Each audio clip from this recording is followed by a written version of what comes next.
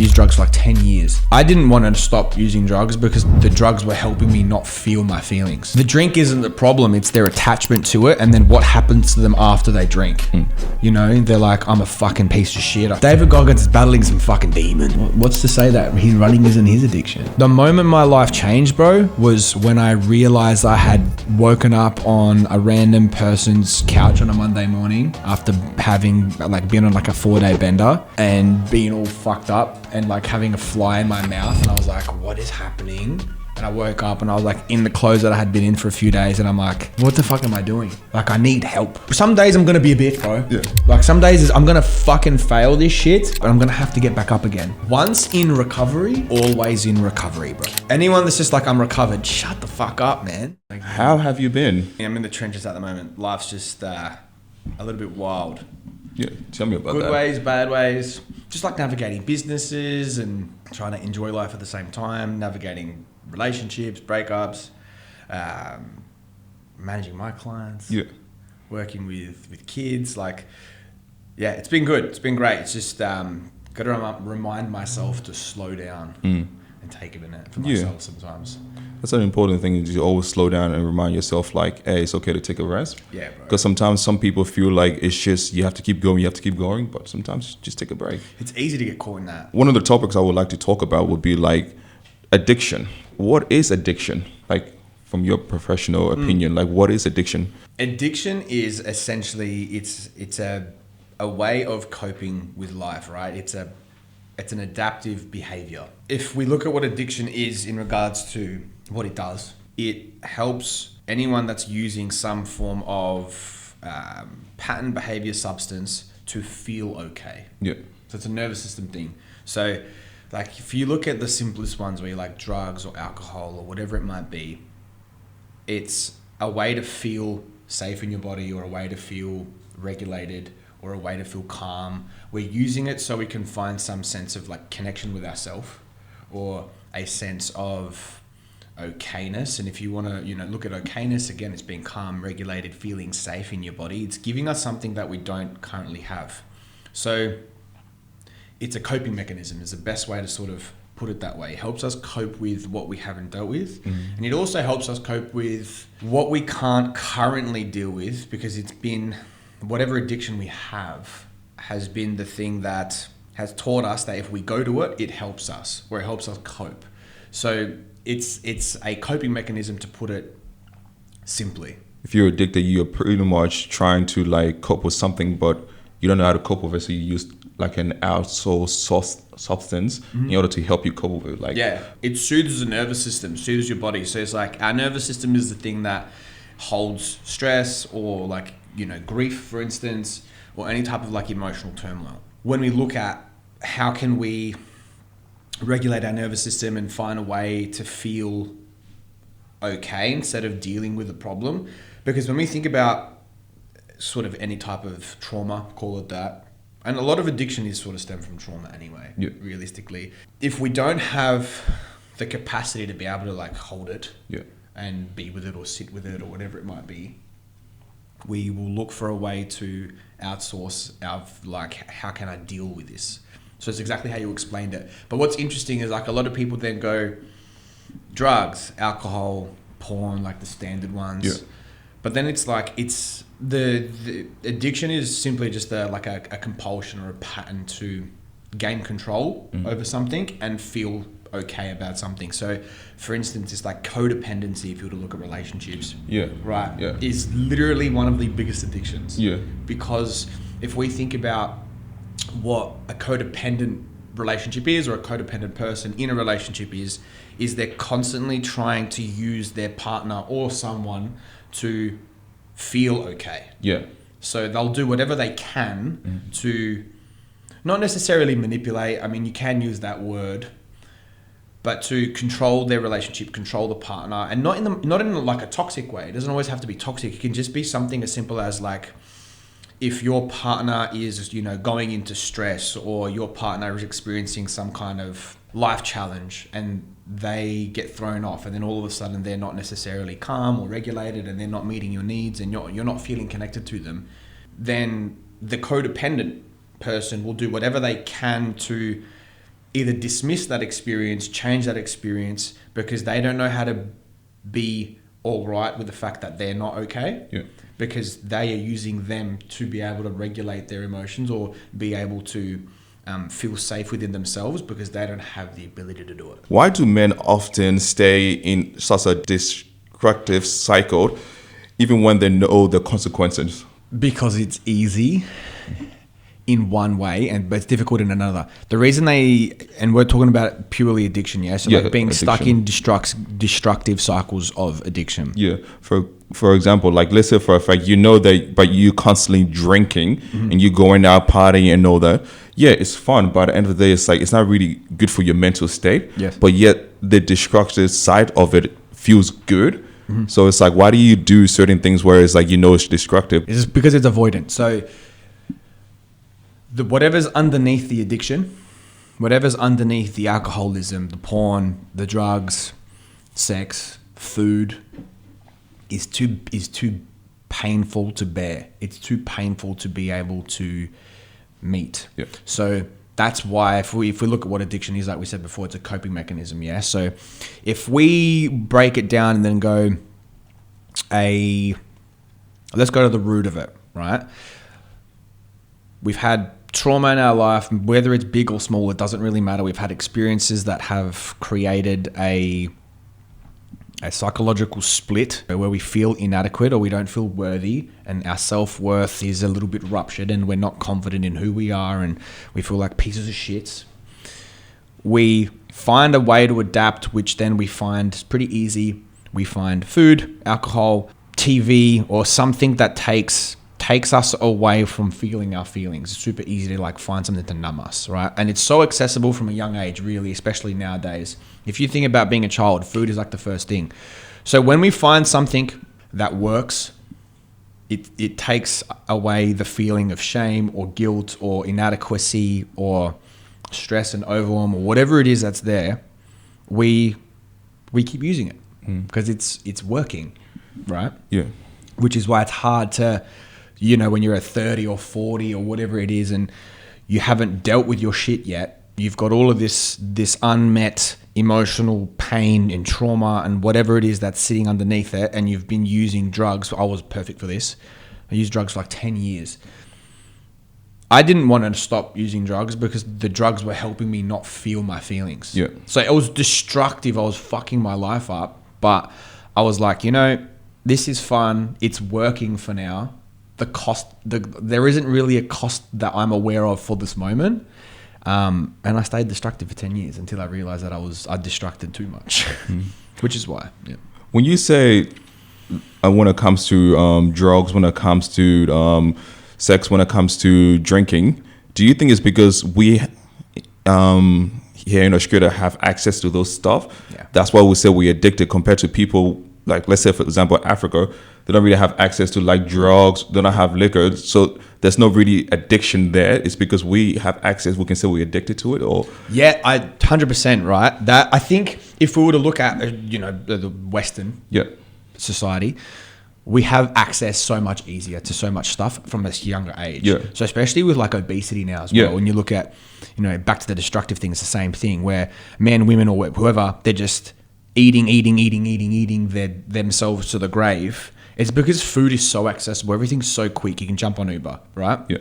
But if we were to, I don't have any statistics or understandings on like, say, Africa, for instance, but we can go there. If we look at like violence, would violence be big in parts of Africa where it's like, let's just rage on each other? Yeah, 100%. That's a release. Yeah. You know, like when we look at anger, it's not necessarily an addiction, but it is it's a coping protective mechanism, which addiction is. Addiction is protecting us from feeling all of the shit that hurts us, right? Anger is the exact same. Anger is like, I feel sad, I don't feel good enough in myself, or I feel pain, I'm hurt, whatever it might be. Instead of like letting ourselves feel that and meet that, which is fucking hard, we are like, fuck this, we get angry, right? And whatever we have access to, or whatever ways we can find to adapt to that pain, we will do. So yeah, I'm like, maybe, you know, there could be larger levels of violence in Africa compared to say here. Maybe it's not though. I don't know. And there's like, well, that's how They deal with it. they cope, you know, same kind of thing. Yeah. But like even my home country in Greece, man, it's like drugs isn't a huge thing there, for instance, right? So they don't really have access to drugs. They don't have junk food either, for instance, where my mum's from. So like their thing isn't to eat, but they have a lot of fucking wine and a lot of alcohol. So like, you know, my grandfather loves his wine, man. He's an alcoholic, right? Functioning, no problem, but that's his way of coping. Like he just loves to drink his own wine that he brews. Doesn't have access to Uber. He doesn't even know what the fuck any of that shit is. But for him, it's like that's what he goes to. We still find a way to adapt to like what hurts, whatever it is. Here in our society, though, you know, drugs, alcohol, porn, fucking the phone, scrolling, social media, Tinder, like, bro, Tinder, Hinge, all that, It's all. Yeah. It's addiction, it's addictive patterns. And it's also shame. I just want to sort of touch on that. Yeah. Shame, the emotion shame, right? Okay. Yeah, bro. Yeah. It's when we think about shame as an emotion, it's really heavy. It's real like, yuck, this feels shit. If we then attach a story or like, you know, what's the story of the emotion shame? It's back to what we're saying. I'm not good enough, or I'm useless. I'm not worthy of love. I'm not worthy. I'm a failure. It's all really shameful, negative stories. If you think about like an addiction cycle or a pattern that's destructive, I don't know if you've been here, but I'll speak on my experience is I don't feel good enough because I didn't get the approval or the love that I needed from my father or my parents or whatever it might be. So I feel like I'm unworthy, and that's why I question my sense of self-worth. I then grow up trying to validate my life by being, you know, successful and all that kind of thing. Call that addiction or not, whatever. But then it's like when I can't deal with my pain by, you know, being an alpha dog, this is back when I was younger, I'll find drugs. Drugs is the next thing that helps me feel okay. So then I do the drugs. Then here's the kicker. I do drugs, alcohol. I then, you know, come down on a Sunday or a Monday whenever I stop doing the drugs. I then binge eat all this food. I feel like shit. I then don't work out, whatever. What story then comes after that? I'm a piece of shit. So shame is like the thing that's constantly cycling it. Yeah. So I feel like shit. I'm going to use again drugs. And then when I use drugs, I feel like shit. And then I'm going to, it's like a cycle. Yeah. And that's that destructive pattern, bro. Yeah. Like a lot of the alcoholics that I work with, it's the drink isn't the problem. It's their attachment to it. And then what happens to them after they drink. You know, they're like, I'm a fucking piece of shit. I fail everybody. And it's like, this is getting worse and worse. And then like, I can't bear with this shame that's been caused from the drink. I'm going to drink or eat. And that's where people get caught in that. So that's the other destructive thing is like the story of shame is in the driver's seat. That's an interesting way of looking at it. I like that. Well, that's what that's technically what addiction is. Addiction is to cope with a rupture of shame, which is it's not heard of. No one really speaks about it, which is weird. What's the difference between the lack of discipline and a deeper emotional burden? Back to the same thing. Yeah. So like it's a piece of shame. Yeah. So discipline will take you as far as it can, somewhat. But here's the perfect example. You said emotional bondage. Yeah. Yeah. So let's paint a picture. I'll use myself as an example. It's the best way to do it. When I was just like obliterating myself in drugs, alcohol, fucking everything, no part of me felt that I would be able to have any type of discipline. I was like, I'm a failure. I can't get out of this thing, which means I can't do anything. Right, so like shame is that constant thing. So when we talk about the nervous system, do you mind if I go there and get that a little bit? So we have something called like our window of tolerance. So we essentially have a a zone in our nervous system where we feel safe, connected, engaged. Like us right now, we're pretty like, we're in our window. Maybe we've got a little bit of like healthy challenge stress because we're like having an active conversation. Good way for our nervous systems to be able to communicate, for us to be able to do life. If we're sitting at like a fight or flight or in like a freeze response, or we're somewhere in between being regulated and being stressed or shut down, that becomes too much for our nervous system, right? So what ends up happening is we then live in a state of physical being. Yeah. So we're either overwhelmed all the time and hyperstimulated or stressed or whatever it might be, or we're constantly feeling a little bit numb and dissociated from the world, and we're not really functioning in the way we want to be. And then there's a story that lives in that state.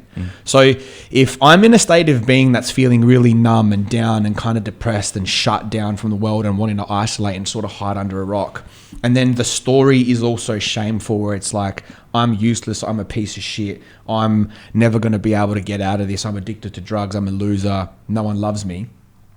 Discipline's not saving me. Like, my nervous system at that point is too way out of a point of like dysfunction, where I'm like, right now trying to find a way to like discipline myself out of this. It's not going to work. It's like we have to find a way to understand the emotional bondage. We've got to find a way to start to feel somewhat like, okay, I'm in this thing. I'm addicted to something, or I've been binging. I'm destructing my life. This hurts. I'm going to slow down. I'm not going to attach a story to it. And I'm going to gain clarity, right? When we pull the pressure out of being in that situation, we can then start to like take that breath and start, I'm going to slow down. Okay.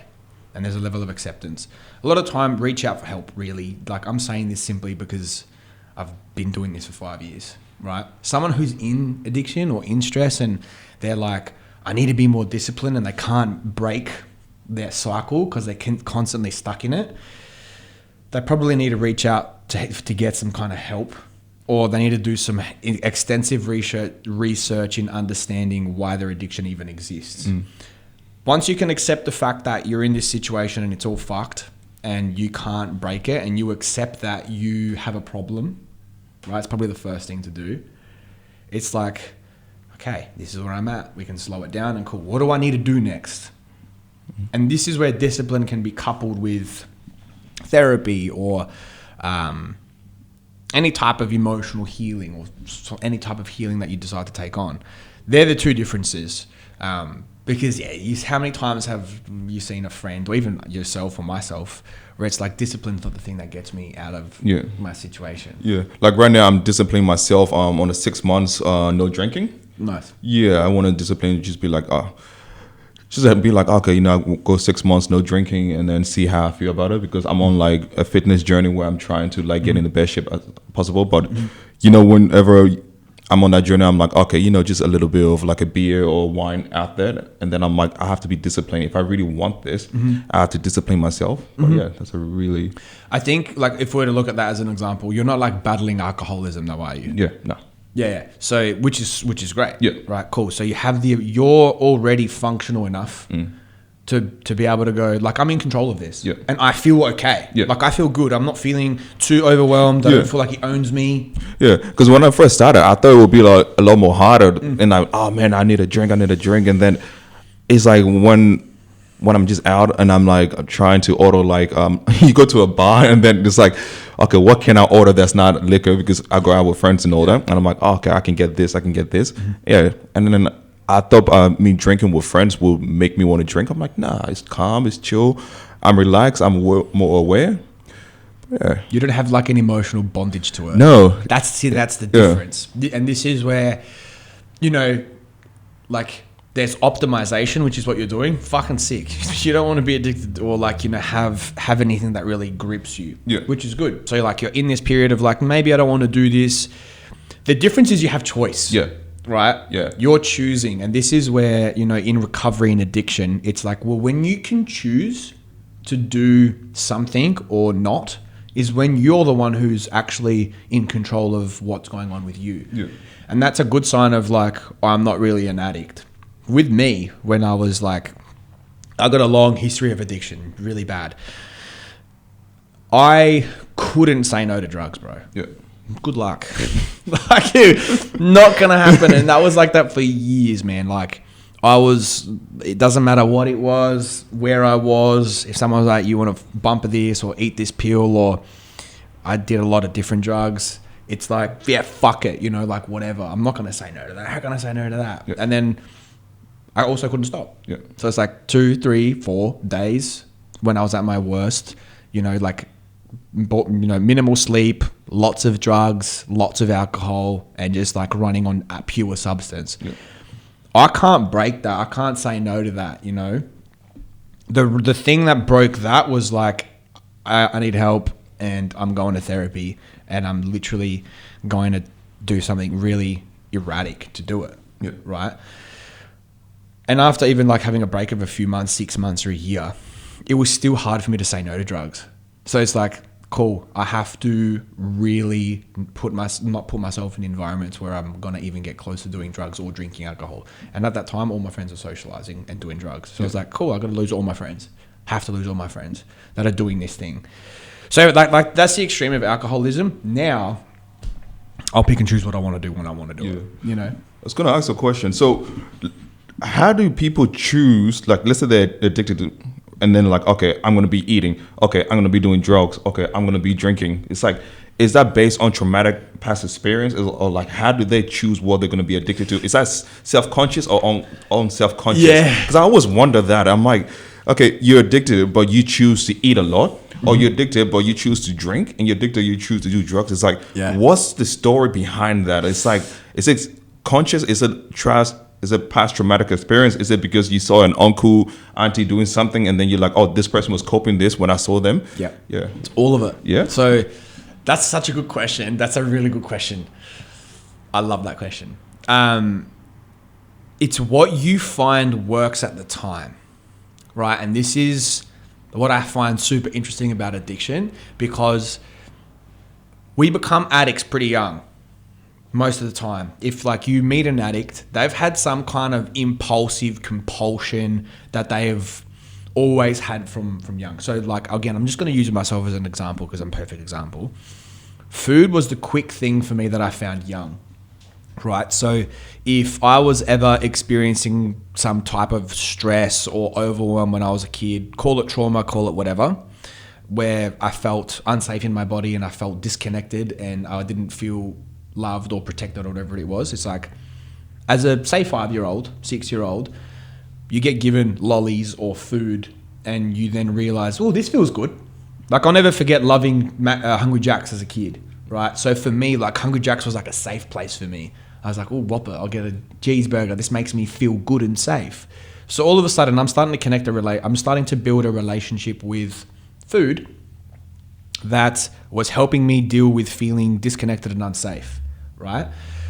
So now my pattern and behavior is, when I feel unloved, unworthy, unsafe, stressed, overwhelmed, I go to something outside of me.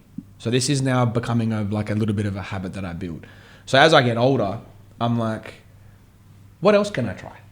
Yeah. But it's not me consciously doing it, but I'm like, how do I not feel my pain? Yeah. I know food works, great. We'll keep using that. Oh, I found porn at the age of 12. This feels good too. You know what I mean? Yeah. So all of a sudden it's like, like reward when I feel bad. Yeah. Porn, food. I'm like, okay, for a 12-year-old, that's enough. Yeah. Right?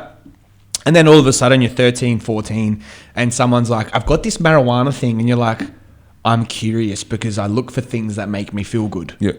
And I'm like, it might make me feel better. So I smoke weed. I'm like, not bad. Don't love it. Cool. Then at age 14, 15, it's like, oh, let's go to a party and let's like get some alcohol. Yeah. Like, you're hiding alcohol in your bag, you're drinking and all that shit. All of a sudden you're getting fucked up. I remember being paro at 15, like bad at a house party. Drinking it like... Some goon sack, bro. Yeah, like literally. So it's like, there you go. Like there's the addict was the addict when I was a 6-year-old. Yeah. Or he wasn't the addict. He was just finding a way to feel okay. Yeah. I was trying to like connect to my body. You don't think about like this is bad for you. Think about it, it's like, hey, I'm doing this and I don't feel like shit.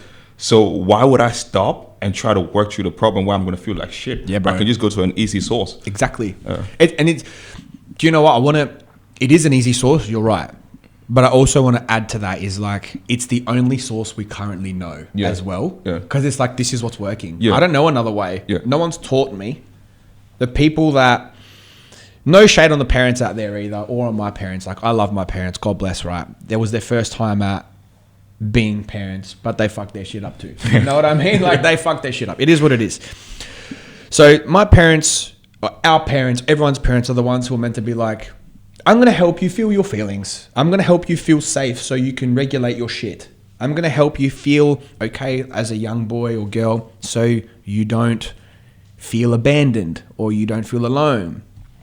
But they don't know how to do that because their parents didn't do it for them. We didn't have anyone teach us. Our parents didn't teach us. So then we're like, well, I found this other thing. Drugs, alcohol, food, porn, women, attention, and it fucking works. So it's like, that's why it's the easy option, but it's also the only option. Yeah. So when we get to 30, 40, and we're staring at the the bottom of the alcohol bottle, and we got our family there, it's like, fuck. Yeah. Like now you're in for a journey. So I got a question. How do you help your kids feel the feelings? Good question. Do you know what's? It's really interesting. It's actually not as complicated as it seems. Yeah. Because if we think about feeling feelings, I can't get you now to feel your feelings, right? But what I can do is I can sit here. I can not judge you. I can create a space for you where you feel comfortable to be yourself and speak to me, which will allow you to feel your feelings. So when we talk about, kids feeling their feelings or how a parent can do it, how much genuine, loving attention and presence can you give your child? Because the reason they're looking for something else is because you're not there. The reason shame is created, or the reason we start to feel like we're not good enough and we start looking for things to feel better, is because when we're children, when we're authentic, we come into the world and we're like our most purest, joyful, authentic selves. We're just a baby. Inherently, we have value because we're just nothing but potential and we're life. As we grow up, we have ways of expressing, being. We're all very different as kids, right? We like different shit. We like to do different things. If our parents or parents in general aren't present enough with that child and aren't being attentive enough with that child to allow them to grow into who they can be, and we start to make them wrong, we reject them, we tell them this is how they should be, don't do it this way, be that way. Of course, we've got to set good boundaries for the kids, so we can, they can't have their own agency. But using shame, for instance, like telling them how they're wrong and belittling them or accidentally bullying them and using shame as a way to discipline kids without loving them and teaching them and guiding them, what ends up happening is we start to shut ourselves off.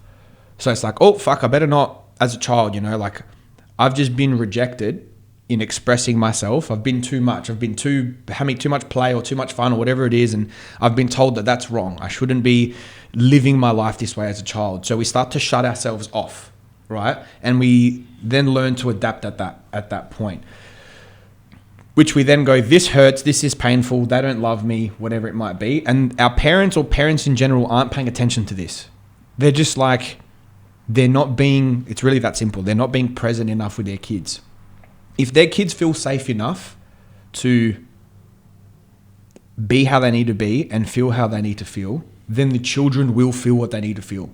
So to answer that question is be as present as you possibly can and be safe enough for your kids to be able to come to you. Yeah. I have a friend that actually does that with his daughter. And from a young age, he's always like this. Hey, if you are sad, tell me you're sad. If you're hungry, tell me you're hungry. If you don't know what you feel like, just say, hey, I don't know what I feel like, and then I'll hug you. And from that young age, now whenever she's angry, whenever she's sad, she's like this, oh, Dad, I don't know, but I'm sad, or Dad, I'm hungry, or Dad, I want this, or sometimes she'll just be like, I don't know. And it's like, he just recognized that, because it's like 90% of the time, parents, we are locked onto that. But it's that 10%, it's like, if you have your child to give you like extra 10%, it goes a long way. Right. Yeah. That's bang on. Straight up. Yeah. That's literally it. Like the fact that she feels safe enough to say, hey, Dad, I feel like this. Great. Or even if they don't know how to say, I feel, because some kids are like, they don't know how they feel. They're just in their feelings. Yeah. Right? It's like, cool. Don't try and dismiss it. Don't try and like, oh, no, don't feel like that. Yeah. No, just let it, like, just be with them, sit with them, stay calm, hold them, let them run through their process of feeling. Let them know it's okay to feel what they're feeling, whatever it might be. Yeah. Permitted they're not being destructive and breaking shit, right? Yeah. Like we have to have agency to contain them as well, so they understand. Yeah. Because if we just let them smash shit up because they're feeling angry or upset, then all of a sudden they're going to grow up at 15, 20 years old just bashing people and smashing shit, right? While we're on the topic of healing, this question is like, I want to talk about it. When it comes to how important is accountability when it comes to healing? It's like the only thing I think. Yeah. Because is that the first step when it comes to overcoming addiction? Yeah. It's like you have to take accountability for your actions and your behavior. 100%, bro. Yeah. I don't think... Fuck, that's a good one. Triggered me a little bit, but I'll explain. Like, I've been in relationships, for instance, where he's fucked. I'm in relationship with a beautiful human being, a woman, and we're like getting in some patterns of dysfunctionality or whatever it might be. And I've done a lot of my own healing and things like that.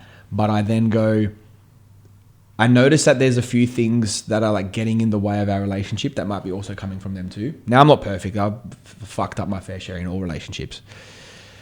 But I'm like, my love, you should probably maybe go just see a therapist, go talk to someone, get some help, right? So you can feel a little more functional. And my shit is like, they're just never ready to do that. They're not ready to take accountability to like go on their own healing journey, right? And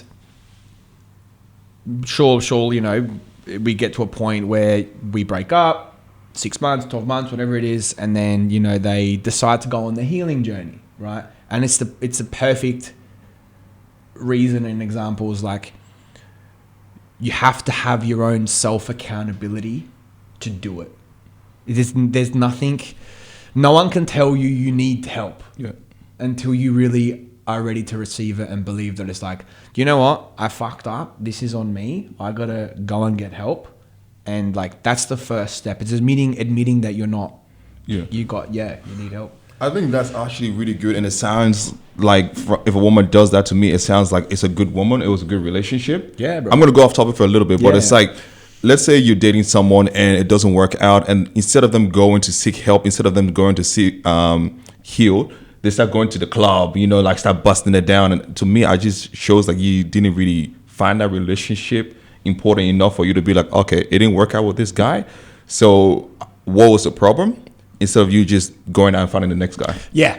I would agree. I would. The only thing I would say is like, again, it's like back to the whole, like they're only doing what they know to do.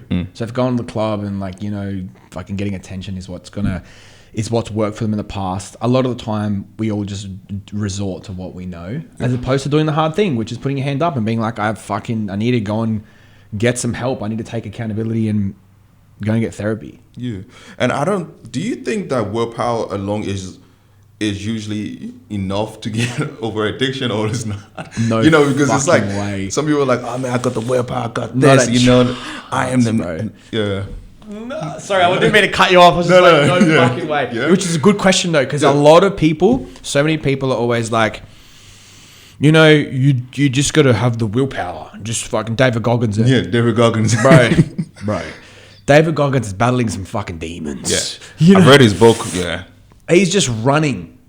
He's just fucking running. And I'm not saying he's done anything bad or that, people shouldn't take something out of his book, a leaf out of his book or whatever you want to call it. But it's like, what's to say that he's running isn't his addiction and just like breaking his fucking body. he breaks his body, bro. I don't know if that's healthy. Yeah. Like, it's not really the thing that's going to be functional for you in your life. Who knows what it's like behind closed doors? I don't want to go off topic, but willpower is not the only thing, man. Like, if it was, we would all have willpower. You know, like, we would be able to do it. Yeah. But it's actually the consistency of fucking up and being okay with the fact that you're gonna fuck it up. Because, like, willpower would mean that you can change the word willpower and just call it consistency. Keep being consistent and thriving to be better. Because, like, if we look at recovery and addiction and just being in recovery, bro, being in recovery means you relapse fucking 100 times in whatever it is that you're doing. Yeah. You know, before you get better. Yeah. I like how you said it's the ability to fuck up and recognize you fuck up. And I think ever since I started taking that approach in my life, it's like, if I'm going to do something, I am going to fuck up. And that's okay.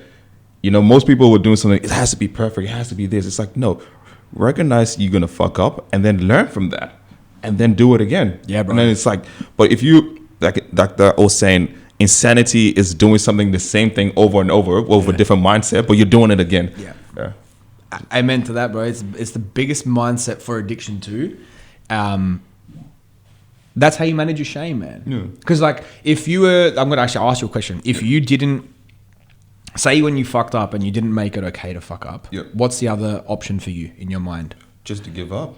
Right. Yeah. And then if you give up, what story do you tell yourself? Yeah, it's just, you tell yourself like, oh, I wasn't good enough, or you start blaming the system, you start saying like the outsource, oh, they didn't give me a chance, yeah. They didn't do this. And I've been there at a situation where it's like, even with my life and my job, I'm like, if I fuck up, I don't blame anyone. I'm like this, hey, do I have the capacity? Do I understand my task? Do I know what I'm doing? I'm like, okay, if you know what you're doing, analyze it, come back towards it. Right. Yeah. Right. So it's like, you have to be compassionate with yourself, forgiving. Yeah. Be like, it's all good. Yeah. You also have to understand, like, you're a human being. Like, nobody out here is perfect. So even if you do make a mistake, just understand that, yes, I made a mistake, but at the end of the day, did I learn from it? Yeah. And if you're constantly making mistakes, you're not learning from it, then it's just sanity, man. Fuck like, yeah, bro. It's just crazy. Yeah. That's one of the biggest, I think, that's one of the other biggest, I think, steps in recovery is like accepting the imperfection. Yeah. Fuck, man. Like, and that's where willpower can go the other way, or discipline, for instance, right? And this is the problem that I have with like the David Goggins guys and fucking, because it's like, be perfect. Yeah.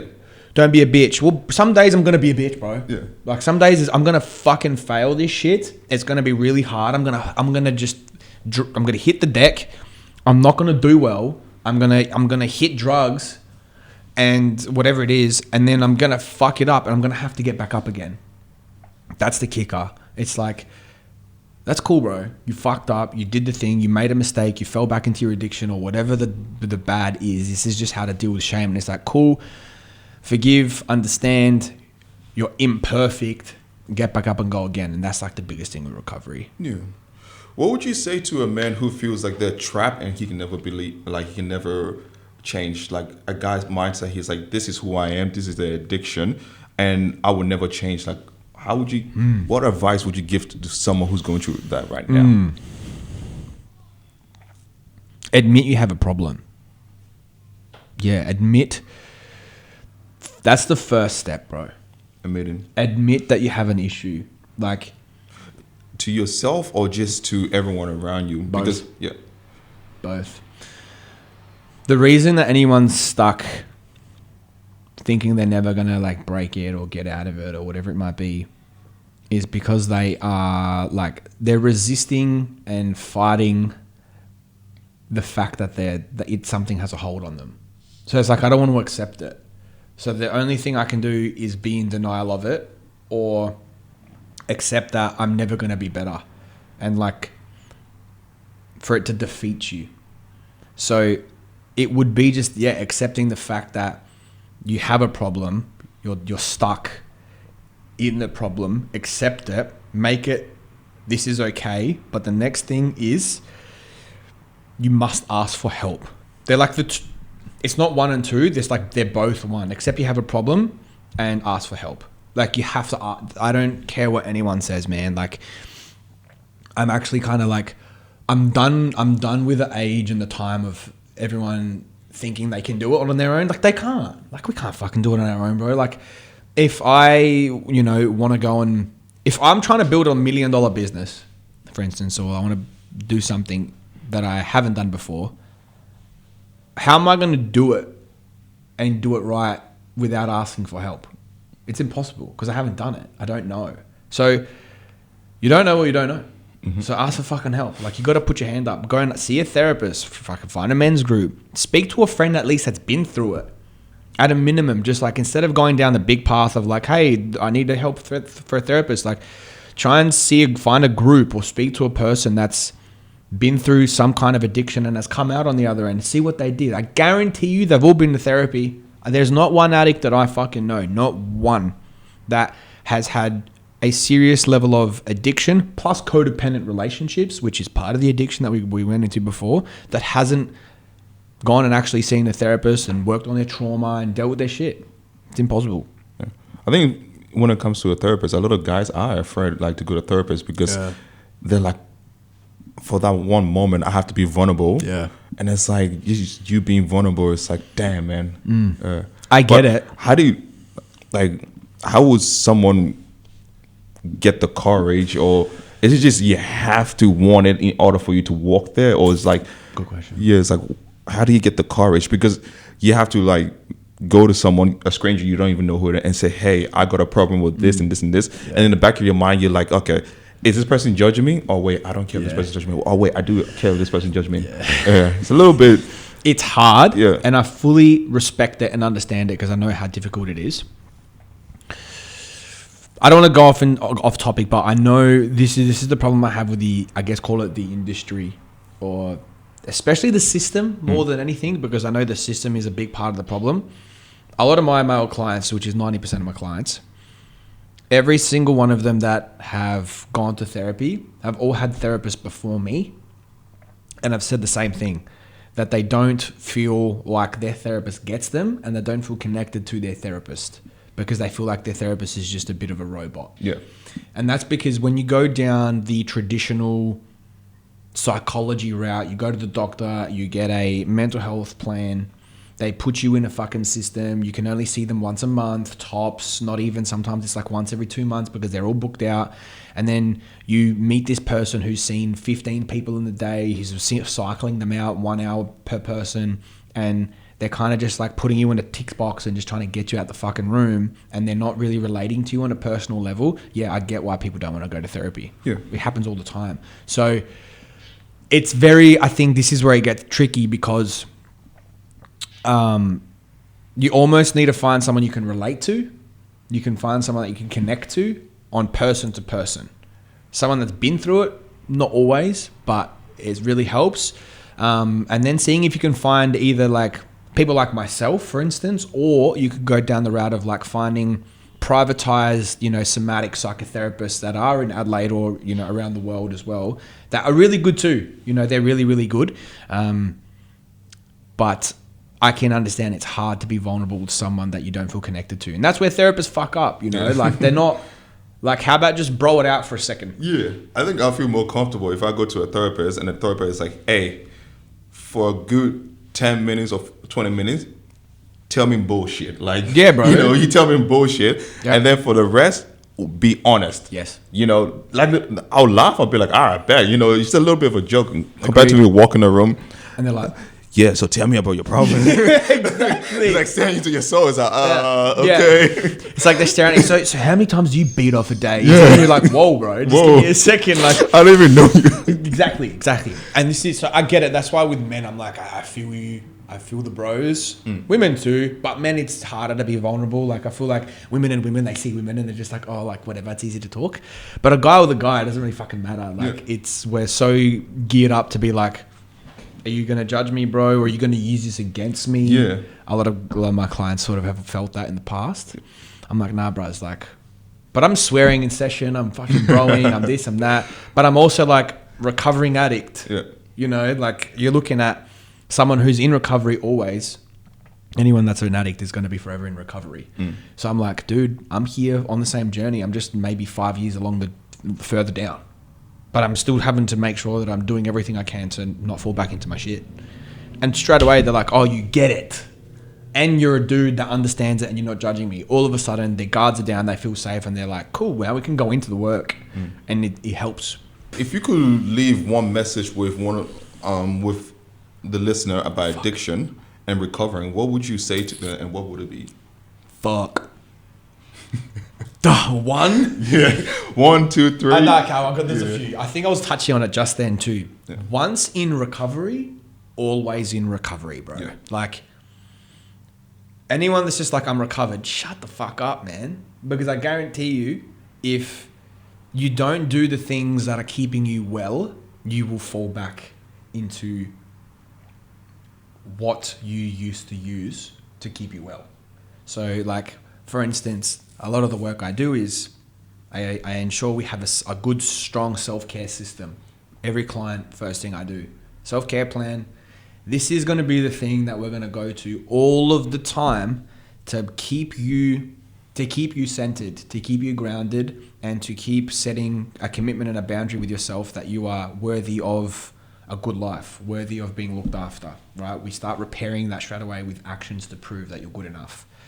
That self-care system's huge, bro, because they are the things that keep me well, keep my clients well. If I throw that in the bin, so if I stop training, I stop doing sauna, if I stop eating well, if I stop, going to therapy myself as a therapist, I've got a therapist, or at least checking in and doing maintenance once a month with my therapist and having conversations. And if I stop putting myself in good environments and good people and having healthy conversations, I stop enjoying my life in going for hikes, for instance, or going down to the beach, bro, taking some quiet time. If I don't do that stuff and I just decide to just go, oh, fuck it, I'm just going to go live recklessly, I'll tell you what I'm doing, bro. I'm bendering. You know what I mean? Like, yeah. I'm going to bender. I'm going to go and, just start having sex with women again. Like, I'll find all my old shit and I'll just start doing it. So I have to make sure that I'm constantly in recovery.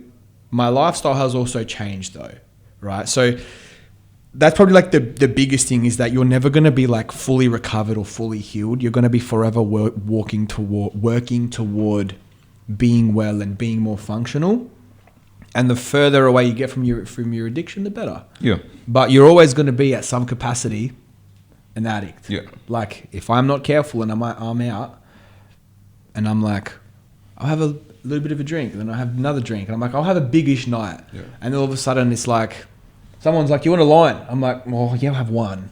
Right. And then I have the one, and then I'm like, all right, hold on. Yeah. I gotta understand, like, I can be a fucking degenerate right now if I'm not careful. So it's like just having that perception that you're always going to be in recovery. One other big thing that I want to leave with people is like, you're not doing it on your own. End of story. Impossible. I wish you could. I wish I could. But like, the moment my life changed, bro, was when I realized I had woken up on a random person's couch on a Monday morning after having like been on like a 4-day bender and being all fucked up and like having a fly in my mouth, and I was like, what is happening? And I woke up and I was like in the clothes that I had been in for a few days, and I'm like, what am I doing? What the fuck am I doing? Like, I need help. Like, this isn't okay. So I'm like, cool, I need to go and see someone.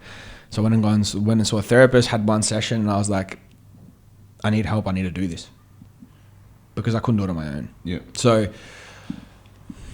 I'd probably say like they're the two biggest things I want to leave people with. And maybe there's one more, which is really important, is that have an immense amount of grace and compassion and forgiveness for yourself, because your addictions and your compulsions are the only thing you know to do right now that work.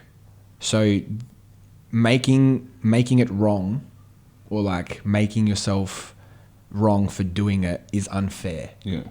Because you're only using whatever you're using to cope because it's what works. So why should you shame something or make something wrong that's actually working? Yeah. It's wrong. It doesn't work for you. It's hurting you. It's hurting other people. But it's important to not demonize yourself and make yourself the devil for doing it. Yeah, you should also be careful not to feel sorry for yourself. Yeah. Because it's like that's a slippery slope. You're like, oh, I feel sorry for myself, and then the shame comes back, and then it's all addiction again. So fuck yeah, bro. Yeah, take a moment to feel proud. Write down what you've accomplished, whether it could be the smallest thing, and then work on building that. I agree. Thank you for joining us today. It was a pleasure learning about addiction and what addiction is, and learning about like recovery. I learned so much today, especially when it comes to why addiction and the circle of addiction when it comes to you feeling a certain way and then you need substance. So thank you. Thank you, brother. Yeah. Appreciate it, bro. Definitely.